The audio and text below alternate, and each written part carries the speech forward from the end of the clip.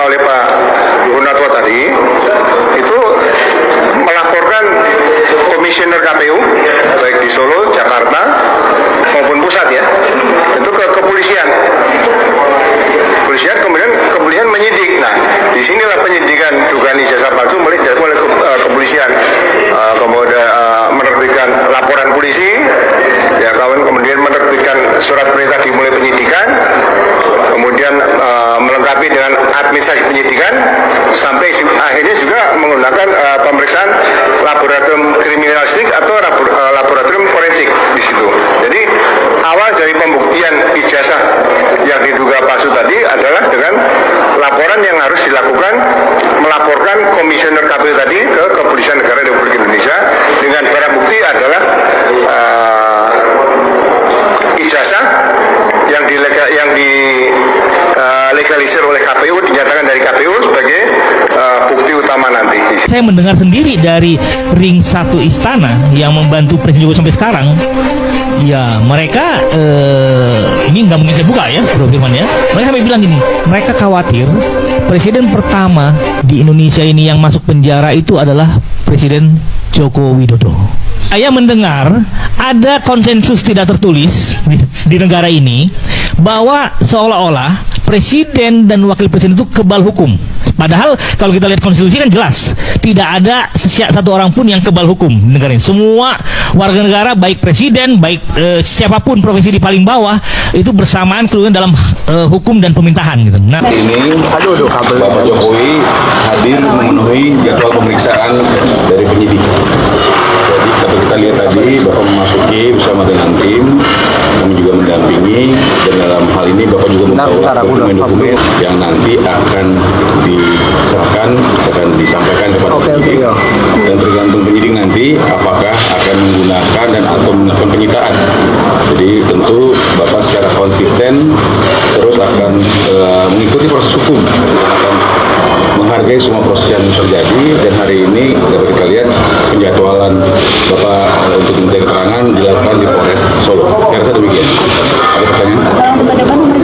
PN Surakarta sudah diputus oleh Majelis Hakim. Tadi sudah saya sebutkan perkara perdata nomor 211 garing PDT.G/25 2025 PN Surakarta yang diputus ya dengan amar putusan mengadili dalam eksepsi, menerima eksepsi tergugat 1, tergugat 2, tergugat 3, dan turut tergugat ya. Jadi kalau hari ini diputuskan telah terbukti ijazahnya palsu karena apa? Ada yang bersaksi bahwa yang ada di ijazah itu berbeda dengan orang yang dia lihat. Jadi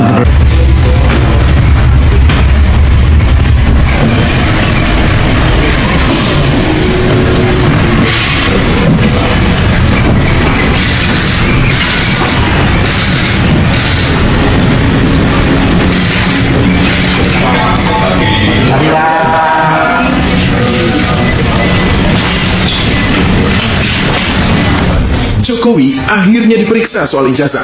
Awal terbukanya kebenaran atau sekedar klarifikasi. Akhirnya, setelah bertahun-tahun menjadi polemik di ruang publik, Presiden ke-7 Republik Indonesia Joko Widodo memenuhi panggilan penyidik. Selama 3 jam di Polresta Solo, Jokowi menjawab 45 pertanyaan penyidik Polda Metro Jaya terkait dugaan ijazah palsu, isu yang selama ini dianggap tabu, sensitif, bahkan tidak boleh disentuh. Peristiwa ini menandai titik penting. Untuk pertama kalinya, isu ijazah Jokowi tidak lagi sekedar perdebatan media sosial, tetapi masuk secara resmi ke ruang hukum. Jokowi akhirnya benar-benar penuhi panggilan untuk diperiksa.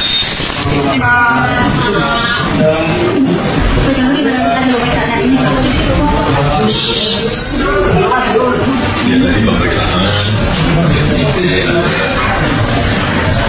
45 pertanyaan, yang 35 sudah pertanyaannya lalu tapi direview kembali, dan yang baru pertanyaan dan semuanya saya jawab sesuai dengan yang saya tahu dan terjadi apa adanya. Bang Roy Suryo, ketika Anda bersama dengan kawan-kawan, kasusnya sudah dilimpahkan ke tahap yang lebih tinggi, tapi di hari kemarin, sekitar hari Selasa kemarin, kalau nggak salah, ada sebuah putusan dari KIP. Bagaimana Anda memaknai ini? Apakah jangan-jangan Anda merasa oke? Tampaknya saya akan mendapatkan kata-kata akan melaporkan efek dari putusan KT ini. Apa yang dilakukan perjuangan oleh Pak Dr. Bonatua Selalu ini sebenarnya bukan hal yang singkat, itu perjuangannya panjang. Dulu kami bersama-sama dengan Dr. Bonatua itu melakukan, karena waktu itu kita minta salinan putusan salinan tentang ijazahnya. Awalnya itu nggak diberikan, segala macam cara, bahkan dulu KPU Solo itu sempat mengatakan sudah nggak ada. Ya kemudian Dr. Bonatua memasukkan, kalau nggak ada berarti Anda melanggar undang-undang KASI Pak, bisa kena 10 tahun. Takut mereka, akhirnya keluar. Keluar tapi hanya satu. Yang diingat gini Pak, biar semua pemirsa yang ada itu. Yang kita minta itu ada 5 jenisnya, 5 seperti ini. Ya, jadi artinya ada 5 salinan ijazah yang pernah digunakan oleh Joko Widodo ketika 1 menjadi wali kota Solo tahun 2005, 2 ketika menjadi calon wali kota 2010, ketika menjadi calon gubernur 2012, ketika menjadi capres 2014 dan capres 2019. Masing-masing itu ada ciri khas yang berbeda. Nah ini yang kemudian lanjutnya akan jadi tugas saya untuk meneliti. Dan sebenarnya Bang Bonatua juga ketawa ya. Kami sudah menemukan ya ada perbedaan-perbedaan di antara itu, dan itu nanti akan jadi sangat signifikan. Karena itu akan menentukan sebenarnya berkas yang diberikan itu ada kepalsuan atau tidak. Karena tadi Pak Dr. Bonatua mengatakan 3 tanda tangan ini yang penting. Tanda tangan waktu itu Pak Rektor UGM tahun 85 yaitu Pak Tobu Yakob, dekan Pak Nardi, dan juga dekan pada saat ini diberikan dan tanggalnya kapan. Karena di sini misalnya ada Profesor Nardi, ya Profesor Dr. Muhammad Naim, bukan Dr. Muhammad Naim. Ada juga Profesor Sudiati. Ada juga nama seseorang yang harusnya itu ada juga, tapi itu belum muncul pada masa yang di sini. Nanti dimaksudkan oleh Pak Dr. Bonatua itu sebagai kemenangan rakyat. Karena kalau kita buka, jadilah palsu nanti. 99,9% akan mendukung upaya kami ya di dalam membongkar ijazah palsu. Sama seperti kesaksian nanti. Silakan ditanya sendiri ke Pak Komjen. Yang juga pengalaman beliau melihat foto ini, beliau kenal langsung kan dengan Pak Jokowi. Nanti boleh ditanyakan ini Jokowi atau enggak? Gitu. Ya. Dan kami menurut penelitian telematika, begitu melihat foto ini foto baru, nggak mungkin foto 40 tahun yang lalu gitu. Oh di UGM nyatanya ini punya saya, punya kakak saya, punya ayah saya nggak ada materinya. Tapi itu bukan kehutanan tahun 85. Ya, ini apanya di Fakultas Kehutanan UGM ada yang warna hijau gitu, sarjana muda. Nah kalau ada di luar dari, saya takut anak-anak muda ini luar biasa Pak. Kemarin mereka di Borneo sana ketika aksi demo terjadi, mereka yang bersihin sendiri. Oh, critical thinking mereka luar biasa sekali. Kita benar-benar ada di generasi emas. Generasi emas ini dihasilkan bukan dari pemerintah yang baik, tapi memang dari akses internet yang luar biasa. Wow, mereka fluent sekali ngomong bahasa Inggris. Kadang kebalik-balik gitu, ya kan? Mereka sangat terbuka sama data. Nah, kita udah punya bonus demografi nih. Kalau pemerintah kita nggak benar, gila nggak sih? Bonus jadi negara pertama yang gagal menjalankan bonus demografi. Artinya apa? Artinya di sini kita bersuara, di sini kita berbicara, dalang segala macam itu bisa kita selesaikan nanti. Tapi apa evaluasi yang bisa dilakukan pemerintah? Kenapa nggak di sini? Apa salahnya? Satu permintaan maaf tidak akan melukai harga diri seseorang. Betul. Satu perbaikan mungkin menyelamatkan banyak nyawa orang lain. Ngomong RUU perampasan aset, oke, good. Tapi UU perlindungan rumah tangga kita juga perlu diproses. Buruh kita perlu dijaga. Ya, halo Sobat Politik, selamat datang kembali di channel Kabar Politik Viral. Ya, di mana teman-teman kita akan mengupas tuntas drama dan fakta di balik panggung politik tanah air secara tajam dan objektif. Ya, teman-teman semua, sebuah peristiwa bersejarah baru saja terjadi dan langsung mengguncang jagat maya serta ruang publik kita. Ya, isu yang selama ini dianggap tabu, sangat sensitif, bahkan dinilai tidak boleh disentuh, akhirnya pecah juga. Ya, di mana mantan Presiden ke-7 Republik Indonesia Joko Widodo secara mengejutkan memenuhi panggilan tim penyelidik terkait dugaan kasus ijazah palsu. Ya teman-teman, tidak salah dengar, selama kurang lebih 3 jam di Polresta Solo, Jokowi harus berhadapan dengan penyidik dan menjawab 45 pertanyaan penting seputar polemik ijazah yang sudah bertahun-tahun menjadi bola liar di tengah masyarakat. Ya, peristiwa ini menandai titik balik yang sangat krusial di mana perdebatan isu ijazah ini tidak lagi sekedar menjadi perang opini di media sosial, melainkan sudah resmi masuk ranah hukum pidana. Ya, tanpa ada alasan Sobat Politik, mantan pakar tematika Roy Suryo bersama para tokoh lainnya mengungkap adanya temuan mengejutkan diduga ada 5 versi salinan ijazah yang berbeda yang pernah digunakan oleh Joko Widodo sejak menjabat sebagai wali kota Solo tahun 2005 hingga Pilpres 2019. Ya, perbedaan-perbedaan pada tanda tangan rektor, dekan, hingga tanggal kelulusan inilah yang kini sedang mendidik secara tajam oleh para pelapor untuk membuktikan kebenaran yang sesungguhnya. Namun teman-teman, di balik proses hukum yang sedang berjalan ini ada narasi lain yang tidak kalah liar merebus di kalangan netizen dan pengamat politik. Ya, banyak yang mulai memperingatkan Presiden Prabowo Subianto agar tetap waspada. Muncul istilah musuh dalam selimut, di mana publik menilai ada pihak terdekat atau lingkaran lama yang sengaja bermain dua kaki untuk merancang skenario politik demi kepentingan kelompok mereka sendiri.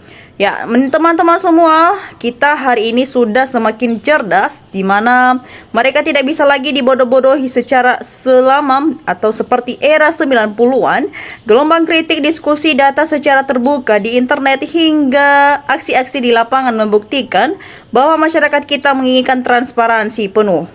Ya, tuntutan rakyat kini sudah sangat jelas, di mana selamatkan negara dari para pengkhianat bangsa, sahkan RRU perampasan aset dan ketegakan keadilan tanpa pandang bulu. Ya, sobat politik, apakah pemeriksaan terhadap Jokowi ini akan menjadi awal terungkapnya sebuah kebenaran besar, ataukah ini hanya sekadar klarifikasi hukum formalitas belaka? Dan bagaimanakah nasib stabilitas politik kita ke depannya? Ya, bagikan opini cerdas Anda di kolom komentar di bawah, dan mari kita kawal terus isu ini demi masa depan Indonesia yang lebih bersih dan berkeadilan. Jangan lupa untuk klik tombol share, like, dan jangan lupa untuk subscribe Kabar Politik Viral agar tidak ketinggalan informasi-informasi politik paling hot dan paling viral lainnya. Ya, teman-teman, kita melihat di kolom komentar ada banyak komentar dari teman-teman kita netizen, dan mari kita lihat bersama bagaimana perkembangan dari komentar ini. Di sini juga disampaikan oleh Abdurrah berpendapat yang jujur Allah dilindungi, yang tidak jujur Allah buka aibnya. Jurmini memberikan komentar rakyat ingin kejujuran penegak hukum dan hakim-hakim juga. Ya, Parpo Toram memberikan komentar ini kesempatan terakhir bagi para penegak hukum untuk menunjukkan sikap kebenaran dan kejujuran kalau rakyat mau menaruh kepercayaan. Ya, Matu Fitma memberikan komentar yang luar biasa. Kalau asli ijazahnya insya Allah udah diperlihatkan karena aspal jadi berbelit-belit nyata. Ya, di sini juga teman-teman disampaikan oleh teman kita Anwari berkomentar rakyat dipaksa suruh mengakui ijazah palsu jadi asli. Rakyat dah pada cerdas. Disampaikan oleh Kusnayadi berpendapat penjabat selalu dikawal dengan duit dan rakyat sumpah rugi tidak ridho sama sekali. Ya, Terry Hulu memberikan komentar seandainya penegak hukum itu tidak pandang pilih, pasti Indonesia damai sejahtera. Ya, disampaikan juga oleh teman kita Sukirman, dari dulu kalau pejabatnya jujur negara akan makmur, sayangnya masih banyak pendusta. Ya, teman-teman, kita lanjut di sini juga teman kita Jaila Tulisi, kalau sudah terbukti ijazah palsu Mulyono, kenapa hakim dan penegak hukum sampai detik ini masih aman dan semua diam dan para termul mati-matian mempertahankan kebohongan ini? Teman-teman, kita lanjut di sini. Eki Sumarni memberikan komentarnya, penegak hukum nggak takut dosa, ingat Allah tidak jujur, jadi orang-orang yang selalu bohong dan khianat, camkan Pak Hakim. Ya, teman-teman semua, bagaimana tanggapan kalian mengenai komentar dari netizen ini? Mari kita memberikan opini cerdas kita di kolom komentar di bawah. Dan sampai di sini untuk cuplikan video kali ini dan pembahasan kita. Jangan lupa saksikan video dan update terbaru dari Kabar Politik Viral. Salam demokrasi.